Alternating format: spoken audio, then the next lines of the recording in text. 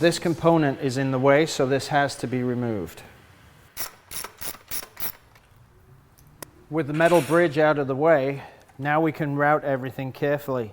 But whatever you do, just take your time.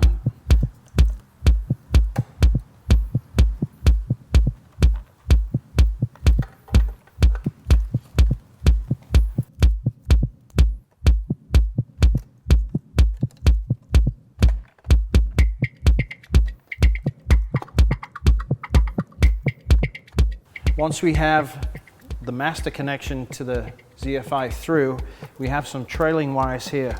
So very carefully, as you straighten everything out, make sure that they don't get snagged on anything. And again, just take your time and be very careful. Now we can go ahead and connect the ZFI into place. Obviously it'll only fit one way. There's a clip here which matches the clip on top. And that snaps shut nicely. As I said, these components are for the self-mapping, which we're not going to fit today. We have a little excess wire, so we can go ahead, turn that around a little bit and put that inside there. Now there's many ways to go ahead and mount this piece. You can drill 2 holes in the lower fender itself and zip tie it down.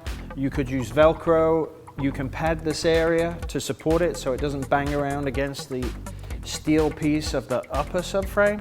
So you choose, figure out what's best for you and what you're most comfortable with, and go ahead and secure the ZFI. We're going to go ahead and use zip ties.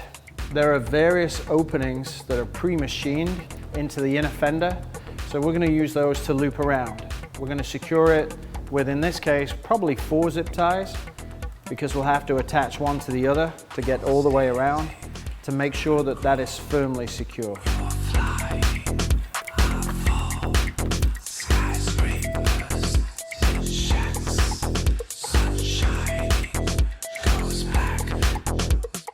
Now that we've zip tied everything and it's all secure, what's important to make sure is that our ZAFM, when we go to the track and install the self-mapping hardware, is clear and accessible in this area. We still have the stock harness here, so I'm going to go ahead and route that back all the way down here so it's completely out of the way. That way we won't get confused at the track when we come to mount the other piece of hardware that we're going to use for the self-mapping. The final task, according to the instructions, is number 10. Insert the switch power red tag T-tap into the Scotch lock. We have to go ahead and find the orange white wire on the diagnostic connector, which is this, because this has a plate that comes off to connect to that. Here's our orange white wire. So now we just need to simply apply the Scotch lock to this, plug our switch power into it, and we are done. Then we just simply reassemble the whole bike. Put everything back away. Make sure it's nice and tight, none of the wires are stressed. I'm going to put the battery back in, turn the ignition on, and make sure that the ZFI lights up. And at that point we know our system is functional. Once we're done with that, then we can reassemble the bike.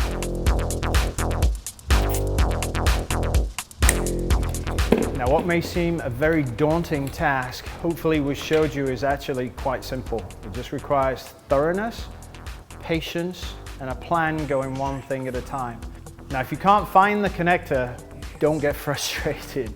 It is in there somewhere and we frequently run into that, so be patient and take your time. Everything is as described in the Bazzaz instructions. They're flawless. As always, we thank you for watching Performance Upgrades and we look forward to seeing you next time.